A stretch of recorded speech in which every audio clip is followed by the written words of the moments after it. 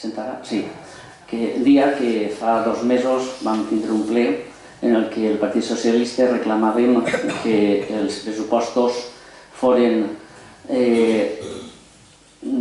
distribuïts de manera diferent a la que en aquest moment tinguem. Vam dir que donem 20 dies per a poder-se reunir i parlar. Han passat 2 mesos, no ha hagut cap de...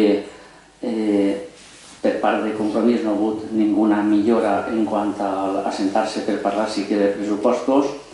Avui, 2 mesos després, ja van dir que no aprovaríem ninguna modificació de crèdit i ja diguem que no anem a aprovar ninguna modificació de crèdit que vinga de Compromís, donat que nosaltres estem a pa i aigua en les nostres regidories i com a queixa i com a per veure si es donen compte, no anem a aprovar-ne ninguna modificació de crèdit que vinga per part de Compromís mentre no ens assentem i parlem dels pressupostos.